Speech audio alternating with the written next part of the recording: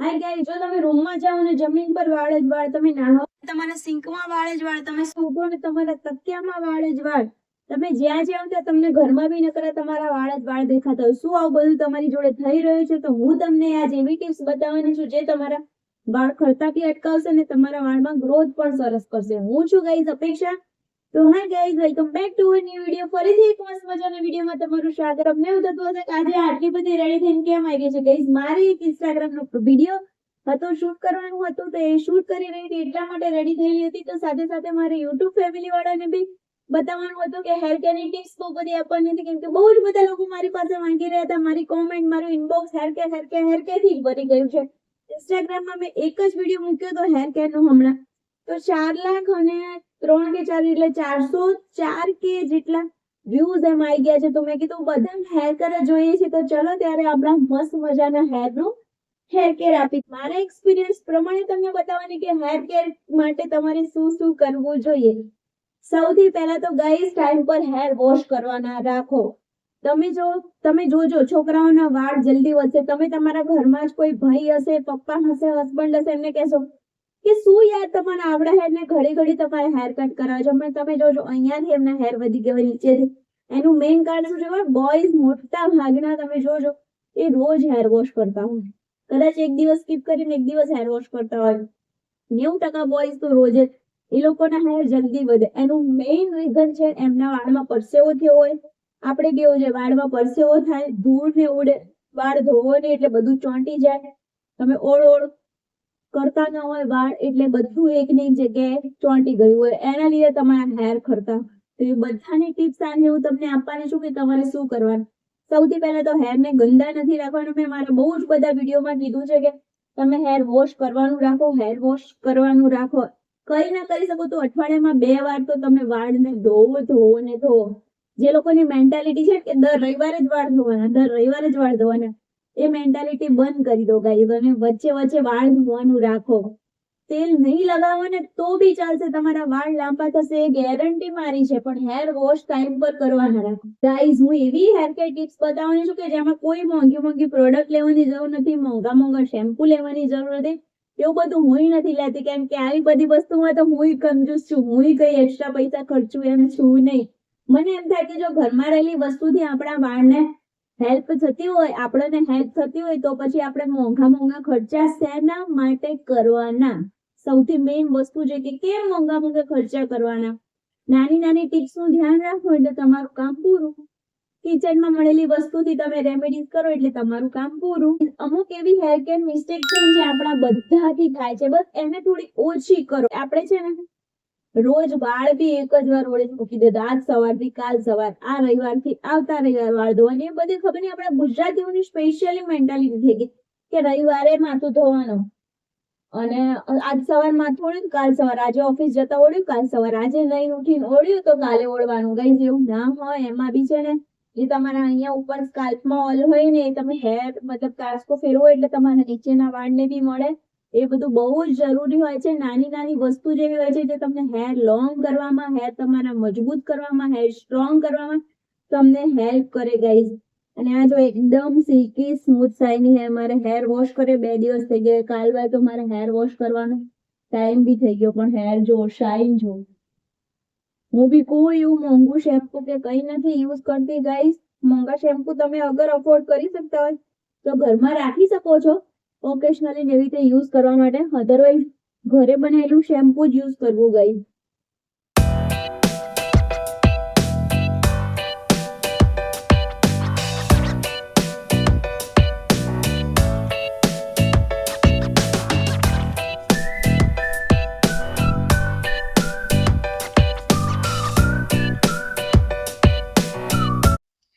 Tips number 1, સ્ટાર્ટિંગમાં મેં જે તમને કીધું ને, ખાલી તમારા જોડે જ નહીં પણ ઘણી ખરી છોકરીઓ જોડે આ વસ્તુ થતી હશે કે સ્કાલ્પ ઓઇલી થઈ જતું હોય, વાળમાં ડેન્ડ્રફ થતો હોય, નીચેથી વાળ તૂટતા હોય, વચ્ચેથી વાળ બ્રેક થઈને તૂટતા હોય, મતલબ કટકા જે થતા હોય ને એ થતા હોય, ડબલ મોઢાવાળા વાળ થતા હોય. મોટા ભાગની છોકરીઓ જોડે આ પ્રોબ્લેમ થતો હશે. વાળ છે ને ગાઈઝ આમ એકદમ કોરા ને એવા ડ્રાય તમને લાગે ને, આમ તમે આમ વાળને જોવો ને તો તમને એવું લાગે કે સાવણીની પૂંછડી થઈ ગઈ. ક્યારેક તો એમ થાય લાવો ને એનાથી ઘરની સફાઈ જ કરી નાખીએ, એવી સાવણીની પૂંછડી લાગતી હોય. એવો બધો જો તમારે મારા તમારે બી એવો બધો જો પ્રોબ્લેમ થતો હોય તો આ વિડીયો તમારા માટે જ છે ગાઈઝ. અત્યાર સુધી મેં જેટલા પ્રોબ્લેમ કીધા એ બધા પ્રોબ્લેમ શું તમારી જોડે થાય છે? જો થતા હોય તો તમે ખાલી પ્રોબ્લેમને સમજો કે તમારા વાળને શું થઈ રહ્યું છે, શેના લીધે થઈ રહ્યું છે. અગર તમે વાળ નથી ધોઈ રહ્યા તો એના લીધે ડ્રાય થઈ ગયા છે.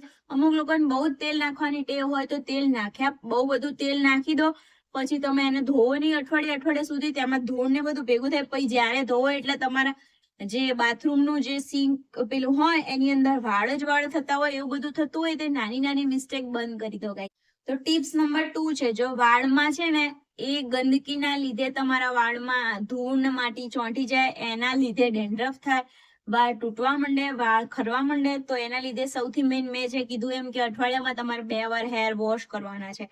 પછી ગાઈસ તમે ઘરનું બનાવેલું શેમ્પુ યુઝ કરી શકો છો. એ ઘરનું શેમ્પુ કેવી રીતે બનાવવું એ તમારે જોઈએ તો તમે મને કોમેન્ટ કરજો, હું તમને બતાવું છું. અને હા, તમે શેમ્પુ કર્યા પછી કમ્પલસરી કન્ડિશનર કરવાનું છે. કન્ડિશનર તમે બજારમાંથી લીધેલું કોઈ પણ હલકું ફુલકું કરી શકો યુઝ, અધરવાઇઝ તમારે ઘરનું કન્ડિશનર જોઈતું હોય તો કોમેન્ટ કરવાની છે. એટલે કન્ડિશનર યુઝ કરવું કમ્પલસરી છે ગાઈઝ. અમુક લોકોને એવું થતું હોય કે કન્ડિશનર એ બધું ના યુઝ કરાય, હા તો એવું ના હોય ગાઈઝ. કન્ડિશનર યુઝ કરો ને તમારા વાળને એકદમ આમ સિલ્કી સ્મૂથ, મારા હેરમાં જે તમને આ સિલ્કીનેસ લાગી રહી છે ને કન્ડિશનરની છે, એટલે કન્ડિશનર આપણે યુઝ કરવું કમ્પલસરી છે. ટિપ્સ નંબર 3 છે, જે કન્ડિશનર યુઝ કરવું કમ્પલસરી છે. જેટલી વાર હેર વોશ કરો એટલી વાર કન્ડિશનર યુઝ કરવાનું. અને ટિપ્સ નંબર 4, ભરીને આમ ચીપકું હેર ઓઇલ કરવાનું નથી. હેર ઓઇલ તમે કરી શકો છો, પણ ક્યારે કરવાનું? જો રેગ્યુલરમાં બી હેર ઓઇલ કરવાની પણ તમે હેર વોશ કરતા હોય ત્યારે તમારે આવા કોરા વાળને નહીં હેર વોશ કરવાના, થોડુંક તેલ નાખી દેવાનું. એટલે ધારો કે આજે તમારે સન્ડેના હેર વોશ કરવા છે તો તમે સેટરડે રાત્રે, ફ્રાઈડે રાત્રે અથવા સન્ડે સવારે 1-2 કલાક માટે રાખી, એવી રીતે તમે કરી શકો છો. અને તમારે હેર ઓઇલ નથી કરવું તો તમે કોઈ પણ હેર કેરમાં મેં બતાવેલા જે ટિપ્સમાં હોય ને એ બી તમે યુઝ કરી શકો છો. જો તમે છે ને એક પાણી લઈ લેવાનું છે 1 ગ્લાસ, એની અંદર મેથીના દાણા, લીમડો, થોડીક હળદર નાખવી હોય તો ચપટીક, મતલબ હળદર નાખી દેવાની. હળદર સ્કીપ કર્યું તો સ્કીપ કરી શકો. અને મેઇન છે આપણી ડુંગળી, કાપીને ડુંગળી નાખી દેવાની. બધા એને છે ને 1 ગ્લાસ હોય ને તો અડધો ગ્લાસ થાય ને ત્યાં સુધી ઉકાળી લેવાનું. ઉકળી જાય એટલે ગળીને એક ડબ્બીમાં કે તમે રૂની મદદથી ગમે તે તમે તમારા સ્કાલ્પમાં લગાવી દેવાનું. એ લગાવીને બી 1-2 કલાક પછી બી હેર વોશ, એનાથી બી તમને છે ને, જો ગાઈસ આ ચમત્કાર તો કોઈ છે નહીં એટલે 1 દિવસમાં સારું થઈ જાય. પણ આ બધી વસ્તુ એવી છે કે તમે રેગ્યુલરમાં કરો ને, નેચરલ વસ્તુ છે, ફેર પડે પણ સમય લાગે. તો એ બધું તમારે કરવાનું. પણ અઠવાડિયામાં 1 વાર તમે આ કરશો ને તો તમને તમારા હેરમાં બહુ જ ચેન્જ જોવા મળશે. બીજું ટિપ્સ નંબર 3 છે ગાઈસ, તમે રોજ ભાત તો ઘરમાં બધા બનાવતા જ હોય, ચોખા. તમે ના બનાવો, તમારી મમ્મી બનાવતી હોય, તમારા સાસુ બનાવતા હોય, તમારા ઘરમાં કદાચ મેડ આવતા હોય, રસોઈવાળા બનાવતા હોય તો એ બનાવતા હોય. અને રોજ ના બનાવતા હોય તો અઠવાડિયે 1 વાર તો ગાઈસ કોઈ બી ના ઘરમાં ભાત એટલે કે રાઈસ તો બનતા જ હોય. તો તમારે શું કરવાનું? રાઈસને રાત્રે પલાળી દેવાના છે. સવારે જે આપણે બનાવવાના છે એ જ. હું કોઈ એક્સ્ટ્રા ભાત બગાડવાની બી વાત નથી કરતી ગાઈસ. બસ રાત્રે તમે એને પલાળી દો, પછી સવારે જ્યારે ભાત પણ ધોઈને પલાળવાના, એટલે એનો સ્ટાર્ચ 1 જ વાર વોશ કરીને પલાળી દેવાના, પછી એનો સ્ટાર્ચ જતો રહે એટલા માટે. પછી એને આખી રાત પલાળવા દેવાના, અને એ ભાતમાંથી જે પાણી નીકળે એને ગાળી લેવાનું છે. ગાળીને પછી તમારે સ્પ્રે બોટલમાં કે ગમે તે રીતે તમારે તમારા હેરમાં લગાવવાનું છે. આ બી તમે જો અઠવાડિયામાં 2 વાર લગાવશો ગાઈસ, તમને બહુ જ ચેન્જ જોવા મળશે. આ જે કોરિયન સ્પા કરે છે ને, એ આ જ વસ્તુ છે ગાઈસ. એની અંદર તમે છે ને વિટામિન ઈ ની કેપ્સ્યુલ, થોડું એલોવેરા જેલ એવું બી નાખી શકો. ને કઈ ના નાખવું હોય તો પ્લેન રાઈસ વોટરનું પાણી, કાચા ભાતો ગાઈસ, બનાવેલા ભાતનું, અસામણની વાત નથી કરતી હું, પલાળ્યા હોય ને જે ભાત એનું પાણી, એ બી તમને બહુ જ એક્સ્ટ્રીમ ચેન્જ જોવા મળશે. અને ટિપ્સ નંબર 4 છે કે ગાઈસ, જો બહારથી તો તમે બધું કરો પણ અંદર શરીરમાં શું જાય છે, તમારે અંદરથી વાળ જે ઉગતા હોય, વાળ ગ્રોથ થતા હોય, એમાં તમને બહુ જ હેલ્પ કરે, બહુ જ ગ્રોથ કરે ગાઈસ. અગર તમે ખાઈ શકતા હોય, ભાવતો હોય તો તમે કાચો જે લીમડો આવે છે ને, લીમડો, મીઠો લીમડો, કડવો નથી કીધી, મીઠા લીમડાના પાન તમે છે ને બધા શાકમાં, દાળમાં નાખો, અને જે સાઈડમાં કરી નાખો છો ને, સાઈડમાં ના કરશો, ખાઈ જાઓ. કાચા બી તમે ખાઈ શકતા હોય ને તો બી ખાઓ ગાઈસ. જો તમે મહિનો રોજ 1 કે 2 ડાળખી સવારમાં કાચા લીમડો ખાવાનું રાખશો, કડવો વાળો નહીં, આપણો મીઠો લીમડો, ગાઈસ તમે તમારા વાળમાં ફેર પડે ને, તમે મને અહીંયા કોમેન્ટમાં કહેવા આવશો, મારી ગેરંટી છે. પણ હા, બધું જ જો ગાઈઝ, બધું જ થાય, બધું જ પોસિબલ છે, પણ એના માટે એક રૂલ્સ હોય, પ્રોપર ફોલો કરવા પડે, બરાબર. ટિપ્સ નંબર 5 છે, તમારે દિવસમાં 2 વાર વાળને ઓળવાના છે, બરાબર. અને કેવી રીતે? નીચેથી ઉપરની તરફ 2 વારથી વધારે કરી શકો તો ઓલ ધ બેસ્ટ છે તમારા વાળ માટે. કેમ કે અહીંયા જે હેર છે ને, ઇઝીલી અહીંયા મળે ને એટલે એકદમ શાઇન આવે. એ ઓઇલ જે છે આપણા વાળને બી જોઈતું હોય, જે વચ્ચેથી આ બ્રેકેજ થતા હોય ને તમારા વાળ, એ ના થાય એના માટે. તો દિવસમાં 2 વાર તમારે કાંસકાથી ઓળવાનું છે માથું, એટલે તમારા વાળ એકદમ મસ્ત થઈ જશે. અને અગર તમારે પોસિબલ હોય તો રાત્રે સૂતા પહેલા વાળની 2-5 મિનિટ મસાજ કરવાની છે. અને હા, ટિપ્સ નંબર 5 છે, તમારે જે તકિયો છે સુવા માટે સિલ્કનો યુઝ કરવાનો. કોટનનો યુઝ કરો ને એટલે તમે આખી રાત આમાં ફરતા હોય ને એટલે તમારા છે ને વાળ બધે જ ફેલાઈ જાય. અને સુવો ત્યારે તમારા વાળને ચોટી બનાવી દેવાની, આવી રીતે આમ ખુલ્લા રાખીને કે પોની લગાવીને નહીં સુઈ જવાનું. એટલે છે ને તમારી નીચે કે આજુબાજુમાં આવીને વાળ બ્રેકેજ ના થાય. કેમ કે સૂતા હોય એટલે એવું ના હોય કે મૂળમાંથી જ વાળ નીકળે, વચ્ચેથી જ વાળ તૂટતા હોય, એટલે તમને લાગે કે મારા વાળ તૂટી રહ્યા છે. આ કેવું છે, એકદમ નાની નાની વસ્તુ છે, જે તમે રેગ્યુલર રૂટીન લાઈફમાં ધ્યાન રાખશો ને, તમારે ક્યાંય મોંઘા શેમ્પુ, કોઈ ડોક્ટર પાસે કોઈ કઈ કરવાની જરૂર નહીં પડે.